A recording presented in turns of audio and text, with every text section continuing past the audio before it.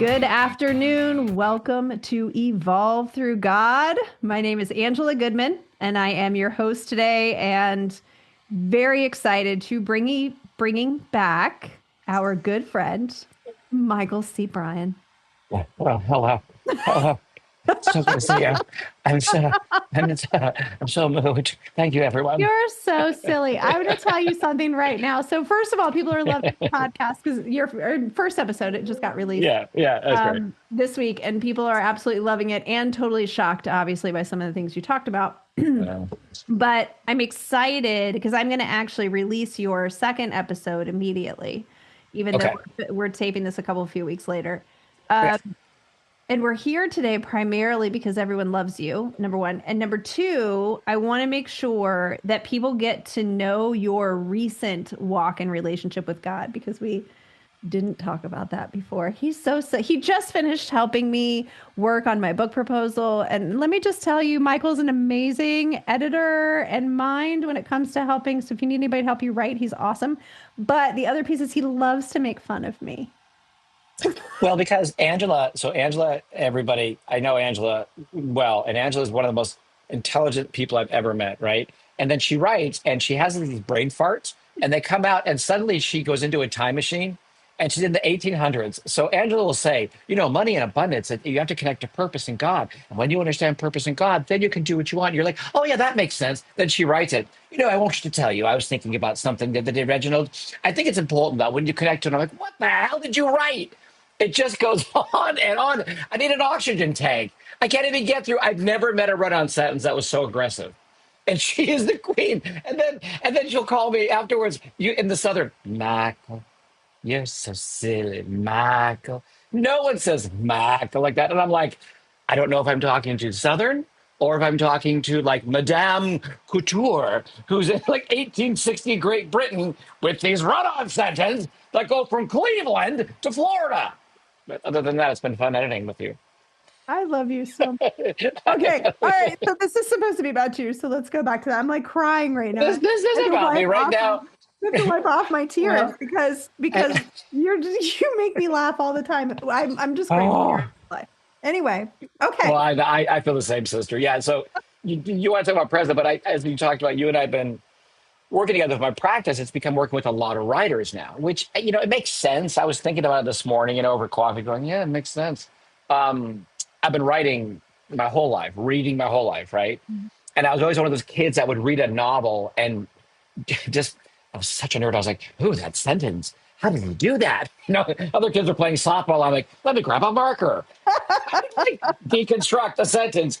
But I would always be like, how did the writer do that? Like, how does he turn? How does she turn? How do they turn the phrase? It just would always fascinate me. And then when I wrote for years, it was so hard, so hard, so hard. And then in my 40s, I had this image of the keyboard as a piano. And I thought, wait a Mm. minute, I'm just playing the piano and I'm actually just like, there's a music here. And suddenly it just went boom. And then it became fun. And then it was like light. And then it was like the thoughts I would hear would not have like, like I talk about your brain fart. Everybody has a brain fart where something happens where they hear the thought and they go to write it and it goes through the brain fart machine and it comes up. And you're like, that's nothing that I thought. I'm like, literally, I know, I just read it. And so I go in there and clean it up only because what I love helping people do when they write is to, they're always saying, what's the form? They always get hung up on that. How do I do it? It's overwhelming. It's not, because it's the ability to be present, to allow yourself to receive. And this is where I think God comes in. We're writing with God, and God wants to live in physical form through us. That's how I Mhm. always think of God. Mhm. And so, because we can't hide, um, everything that we do is, an expression of our connection to, as much as we can, the purity and the kindness of God as much as we can. Mhm. And writing to me is a physical, tangible way in which a person strengthens their connection to God, Oh, strengthens their connection to self. Yeah. I love And that. yeah, Mhm. and have a physical item, which is why I always say to everyone, print it up. When you hold that in your hand, Eckhart Tolle's A New Earth is a book I always give to clients, and half of them love it and half of them hate it because they don't understand it. And he's not exactly, they're very boring German. He needs an espresso. He's always, you ever see him talk? He's always like, so today we, I'm like, oh my God, get the man an espresso.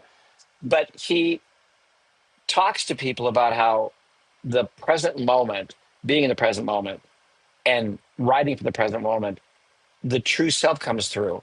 And when the true self speaks, and then you can feel this connection to God, to Holy Spirit, whatever you want to call it, um, you then have this physical thing. And what happens is the physical book, when it's printed, consciousness lives in this book. And it's your understanding of your consciousness and the consciousness of the collective. And in Mm. that book, because he's so well versed in this, his spiritual practice, right? His connection to God, that book has, when you open it, an energy inside those words, inside of it. You can feel it, which is why that book will never age.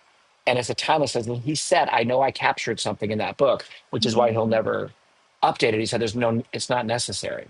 So I want writers to experience that, to know in my lifetime, I've created something that when it's read, it will be felt, experienced as a living, breathing document to help people connect to themselves and to connect to God in whatever way they want. So that's Oh, why I love working with writers. yeah, I love that. I love that. And you are so gifted at doing that work and helping people put things on the page. And at the same time, so Michael doesn't just help writers who write books, but he also writes other works of literary art as well. So he writes Mhm. plays and screenplays and all TV kinds shows. of TV shows. Yes. And so let's talk a little bit about, I really want to focus on kind of like where you've been in the last 8 months. Because I know when we first met, and started working together and talking with each other back in January or February this year. Every time I said the word Jesus, I saw your face Ugh. crinkle. Every time I said Jesus, your face would crinkle. Yeah. And every time I said God, you would kind of be like, "Okay, Angela, okay. Okay." So let's talk about where you were then and then what happened to you in the last few months. Do we talk about the text moment? Did we talk about that last We episode? did not talk about that last episode, which is why Okay. I So let's definitely want just, to do this now. yeah, we'll just vault to that real quick.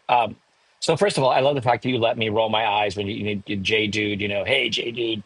And so I didn't understand Jesus. I'm like, why the hell would someone die for my sins? Like, what kind of dad is that? He's kind of a schmuck. He's gonna let him die for his sins. Isn't there an easier way? I was always like, this doesn't make any sense. And I never promote anybody saying that they believe in something unless they, to their own satisfaction, can understand it and have it make sense. Mm-hmm. So the component of belief that you just have to believe. I'm a pretty radical independent thinker, and most of the people I love are pretty radical independent thinkers. So I welcome intense questioning so that people can find out, well, what does that really mean?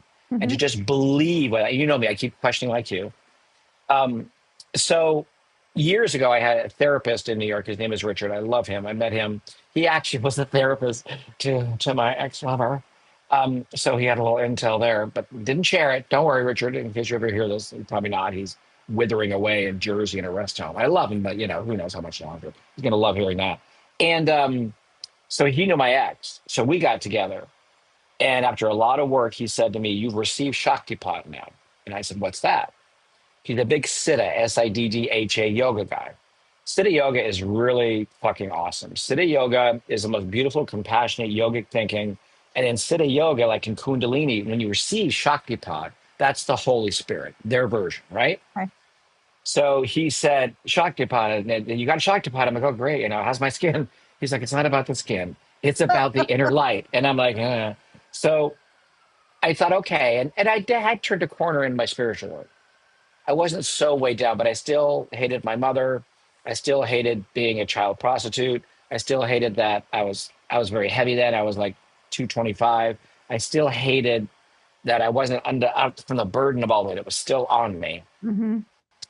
So then I went back into study all the stuff about God, blah blah blah. Then I moved to LA 4.5 years ago now, and I always talked about God this, God that, but I never knew what I really thought about it. Mm-hmm. And then when I was young, as we talked about, I feel that was probably God that's saying, "You're going to be okay." When I was standing on the street corner, 14 years old, duffel Mm, bag over my shoulder, mm, turning tricks, I heard mm. God, I think it was God, say, "You're going to be okay." That we have on the And last episode. Hmm. okay. Hmm. And then the second thing was, of course, Fleetwood Mac Rumors album. That literally was God to me. Because whenever I would hear Don't Stop Thinking About Tomorrow, Hmm. that song I would listen to again and again in my bedroom on my record player and just I hung on to those words. Literally. To Hmm. this day, I'm like, that's my anthem. And of course, it wasn't written about that at all because we know they were all like fucking each other and writing about affairs, which is just a horrible thing to realize now. But neither here nor there. Welcome to the 70s. Anyway, so I was having a hard time recently, and you and I have been talking, and we've been building my business, making money, and I'd realized how much more fluid and powerful I'm getting in this work, helping people, how I really was just getting stronger and I could feel it. And I really wanted really dynamic people who Hmm. were intense, who were engaged. And now I love dynamic, intense people because I am naturally, and it's not like you one time said blustery. It's not blustery. It's just I'm like a I always call myself a gay Tigger, you know. I'm like a gay Thor. It never quite goes away, the energy. And it's just my thing. So I was feeling very sad. And I said to you, you said to me, you know, your books, just give it over to God and trust God. And I'm like, Angela, trusting God's not paying for my insurance. And you're like, yes, it is. And I'm like, you know what? I can't do this with you, Angela. Trust in God. Believe in Jesus. Just listen to Jesus. He'll help you. I'm like, Angela, if you talk about that one more time. So I started going to church going, all right, what is this about? And I was like, oh, I like the incense. The music. I was like, damn, that's some good lighting. I was Father like, Davis. Father okay. Davis. You like Father Davis too? Love Father Davis at St. Thomas down the street. Mm-hmm. So I kept questioning him, and I was having a really hard time. And, I was struggling with money and I was really ashamed. And I said, I'm 60 and like, I shouldn't be in this position. And I suddenly felt a panic attack come on. Now, I used to have panic attacks in New York in the 90s. I mean, it would be like the middle of winter in LA, which is like hell, opposite actually in cold, in terms of cold. And I looked like I had the bubonic plague. I'd be sweating, schwitzing, shaking in the corner, like Walking Dead, because I was having a panic attack and it was awful. Well, I conquered those after many years, I thought. Well, just what was it like 2 months ago? I'm sitting in that friggin' couch right there, right, in my little home I live in Hollywood Hills. It's not as glamorous as it sounds. Oh, actually, it's glamorous. Rihanna lives up the street, whatever. She's very nice, by the way, very small dog. And I sat there and I was totally consumed by a panic attack. I couldn't breathe. And I was like, you got to be kidding me. This is because I always say to people when they tell me their physical symptoms, Hmm. the body never lies. So the literal physical symptom we feel is indicative of a deep emotional resistant thing. And it's very literal. It's very literal. So I couldn't breathe. I couldn't get a breath in. I was losing my sense of life. Now I've always said this, it's true, but on my birth certificate, there is a stamp that says failure to thrive. And when I was a baby, my mother told me during the first 3 months of my life, I didn't want to eat, sleep, be touched, be held, anything. And she said a light switch went off and you suddenly decided to live. And I think I came into this world going, are you kidding me? This is what I'm going to come into? I don't Mm-hmm. know about this. And my old therapist used to say, you're always fighting failure to thrive, Michael. You're always fighting it. You got to choose every day. And it's why I've always felt a close relationship to death, but also surreal life, like abundant life. I've always got a strong relationship with both of those. Mm-hmm. So I'm sitting there and the panic attack is coming and I can't breathe and I can't get a breath in and I'm flipping out and I'm shaking, going, you've got to be kidding me. But all the meditation, yoga, and the spiritual training has taught me step out and observe you observing. So I stepped out of my body and I observed me observing the mind. So me was the real me. The lack of self ego was caught up in the thoughts in the mind Right. about this current situation I was Yeah. going through. Yeah. And I sat there and I started to sob and then racking sob. It was like, oh, I remember these days. I think, no, I can't. I can't feel any more sorrow. I'm so tired of sorrow. I've Mm-hmm. had so much sorrow. I've cried so hard. I've coughed up a lung. And if people heard me when I sob, it scares people because it's the sob of trauma, the sob of abuse, the Mm-hmm. sob of never being unconditionally loved. Mm-hmm. I've never had unconditional love. So I thought, all right, if God is about unconditional love, if that's the point of God and that's the one thing I want, then I said to God, I'm like, I'm like, I'm always very upset when I cry because eye cream is expensive. And I'm always like, no, God. I'm trying to keep it on, but it always comes off. And I'm like, oh, I picked up my phone and I'm like, I was going to text somebody. I decided not to. And then I put it down. I didn't text anybody. I sat there and I said, God, I need to know I'm not alone. I need to know that I'm not alone because I can't do this right now. And right at that moment, ding, into my text stream came a text that said, someone wanted me to text you and tell you that you don't have to do this alone. Mm-hmm. Again, It I was get my, full body chills right now. And I've heard you tell this story to me like multiple times. It's not the first time. And it's still every time I get every time. and Mm-hmm. it was, I should find the phone and show it to you. It was my therapist, who I hadn't talked to in months, out of the blue, getting a prompt I now know is from God going, someone told me to text you and remind you. The words were, you don't have to do this alone. Mm-hmm. Now, bridge that recently, and he's very open to me talking about this. So, a good friend of mine, Dr. Gray Leviton, he lives in New York. He's a very well known ENT guy, but he also works with kids with physical disfigurements, the birth defects.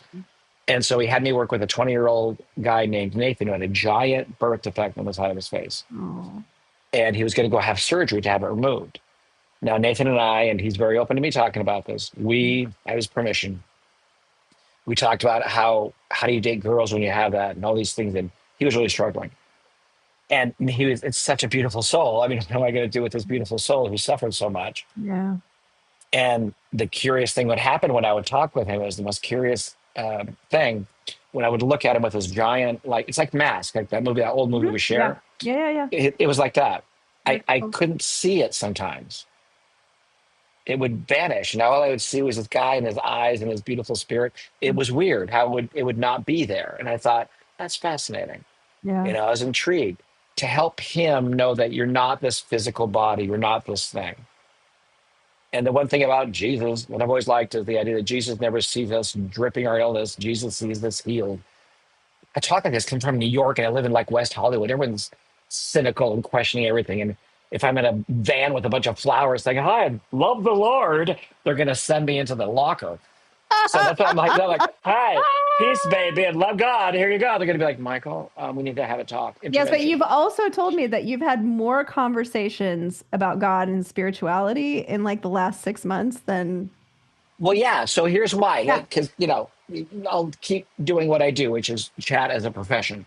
So Nathan then had to go to Milan to have the surgery. Mhm. Now, I'm like, at my age, I know I come across as the father figure for these guys. The Mhm. last thing I feel is like father figure. I'm like bro, dude, brah, gay bra, whatever you want to fucking call me. But father figure, it's just hard for me to get my head around that. You know what I mean? I mean, I am daddy in the gay community, but was daddy.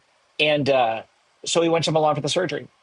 I'm on pins and needles. How's it going? I'm wondering. Greg is texting me. How's it going? Because Greg referred him to me. He has the first surgery, massive failure. Didn't work. And I'm sitting here in LA while he's in Milan. I'm texting him just like going, hang on, hang on. And he's very, very, very, very deeply Christian. Talked about God all the time. Asked me what I thought. And I said, I'm kind of hot and cold. He loved that. He loved that I was honest and tell him something he wanted to hear. Mhm. Has the second surgery. It's a smashing success. And then he says to me, can I text you something that came to me when I was sitting in my hospital bed after the first surgery? Sure. And that guy texted me a channeled awareness of a connection to God and Christ that blew my mind. And he said at the very end, what I've come to realize is I don't need God to heal me and take away my pain. All I need to know is he is with me at all times and I'm never alone. Mm. And he said to me, and this is the echo with Richard, he said to me, I've learned in life, you don't have to go through it alone. I was like, Mm. I sent an email. I did a newsletter about this, put it out there. I don't think people really understood the impact of it, but he wrote this incredible thing in bed and we published it, no editing. And it was a different language. And I thought, I know when I read something that someone writes to get attention, and I know when someone receives something Hmm. that is divinely inspired. Yeah. That fucking thing. He hates when I curse. He's very Christian. He's like, Michael, all the cursing. I was like, I'm really fucking trying, Nathan. Stop it. The That was channeled and it was beautiful. Yeah. So look, I'm just never gonna be like, oh my God, like the universe is always around me and synchronicity is amazing. I'm always gonna question it. You know what I mean? Like, oh my God, Brianna, let's go to the mall. Like, Don't it's so tell great me to talk about that. God. I already knew that. Right, right. But with the dramatic hair flip, but those things prove to me that God's real. And now when I talk to God, it is more like, hey, what's up? How you doing? Look, Mm. so we're going to hang for a bit and I'm going to tell you why you're annoying me, but my respect is real. But dude, seriously. Yeah. Okay. Yeah. I just get real. And now I just talk with God. We hang. I feel he's real. His son, I don't know. He's like to me like a long-haired surfer hippie that I still don't quite Oh know. boy. Oh boy. So That's all right. You'll learn about him too. well, I'm going to church now, I and I am, know. and I'm considering. I got an appointment for a baptism. I Uh, know. Look at you. and Father Davies was thrilled. He's like, "Oh, I love guys like you that are so like love it, but like, yeah." He's like, "You guys are the best because you question everything. You don't just say, yay, yay, let's go, God." And Well, and God wants us to seek. Like he wants us to seek. He wants us to ask questions. He wants us to your point, he wants us to learn about him like he's right here with us, right? And if we and don't question, then we don't get there. So that all of that. and that's a great part. And I loved in Hollow, the Hollow app that we talked about, but Father Mike, he talks a lot about belief, unbelief. He's really cool. He's like born like Father Davis. Like you meet these pastors and these fathers, and some are just born to speak and talk. Mhm. And Father Mike is one of them.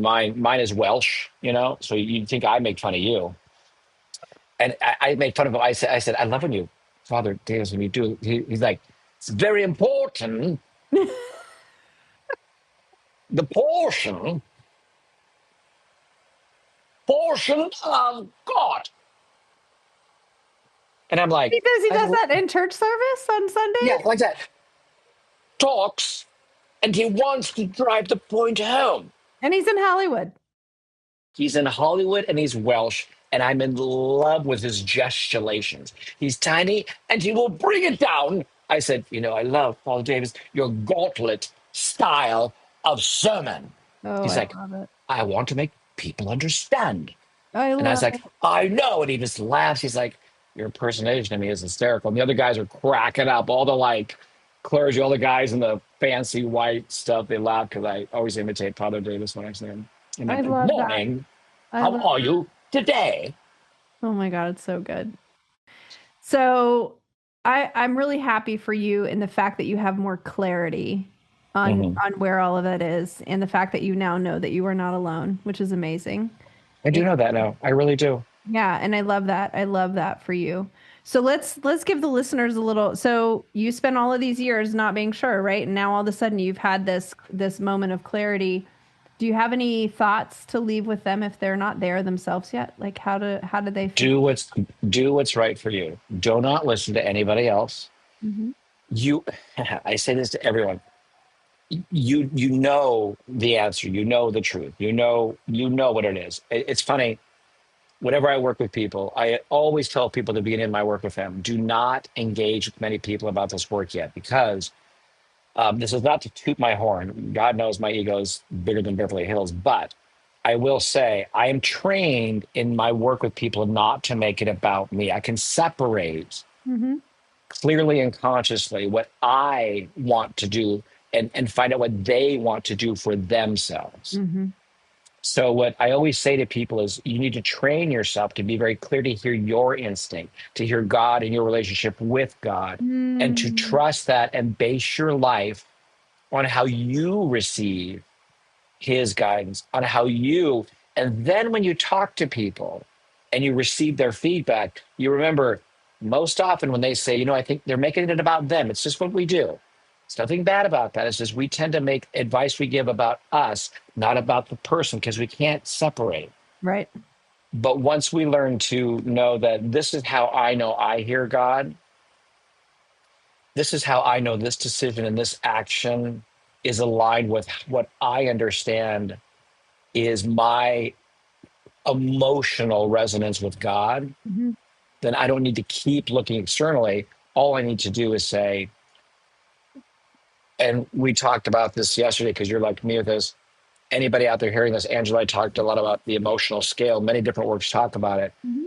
But once you understand what it's like to release and surrender apathy and grief and shame and move up the scale to courage and move up further, I say to anybody, understand, because some people don't, what we mean when we say surrender the pain, surrender the guilt, surrender the shame that you're feeling inside of you, surrender and offer it over to God.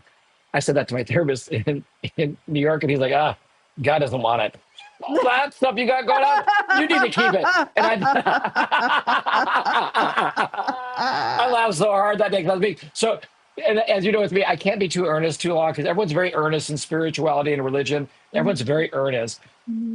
I need to cackle, but I laughed so hard. I was like, probably not. He's like, yeah, trust me, God's had plenty. And I remember God's one got day I was everybody bitching. else's. Why does he want yours too? Yeah, and I remember one day you came at me. I said, I'm going to ask God for $1 million because I don't know if he knows that. And you were like, oh, you were like, trust me, he knows. Yep. You were Yep. like, you can put down the bullhorn, That's you right. know? That's right. He is well aware. Well, Michael, as always, Michael, you're amazing. I'll get into my southern accent, but the listeners on here don't hear that very often. Mike, she says to me, Michael, Michael, and then she'll say to me, everybody should go, you're so silly, you are Michael. And silly. I feel like I'm having like a sweet tea and that we're just sitting, I don't know where the hell you sit in the South, but by some fucking, is the bayou in the South? The bayou is in the south. Yes, Oh, see, I'm pretty. I don't know these things. not by Yeah. me. It's not by me. They put us in the swamp. That seems haunted, the bayou. Yeah, It's something about the yeah. bayou. They I don't have call it this, muddy water for nothing, brother. I want to There's experience it like because bodies in there. Well, come on oh, down. Come on down. I'll take you to some places where you're like, yeah, I don't want to go there at night. yeah, I'm really intrigued by that part of the world. I don't know much about it. I just have an image of um, it. Sounds like a visit is in order. Hmm. Yes. Wait, hold on. I'm so glad we've had this time together just to have a laugh and sing a song. Since we just got started, and before you know it, comes the time we have to say, but not to God, so Oh my long. gosh, you're so silly. You are so, See, everybody, there it is. so silly. Yes. I love you so much. I I love love you you too. so much. Thank you for being in my life. Do you have anything you want to share with the audience and the listeners today before we sign off? It's a big concept. It's cringy in how earnest it is, and I don't care because I tell it to everyone. It's cringy, cringy, cringy. Get ready to major cringe. Please write down somewhere, but not on a sticky note, which Yes, Angela, my only was on obsessed sticky with. notes. No, Only even I Matthew, can't. even Matthew in his studio Uh, today. Look at the stickies. I'm so would you proud of just him. buy stock in the Post-it Company? Hear me loudly, everybody, because they can hear me all the way in Burbank, and I live in Beverly Hills. Um, unconditionally love yourself. Mm, yes. Because if there's one concept that I love about God is God loves us unconditionally. Mm.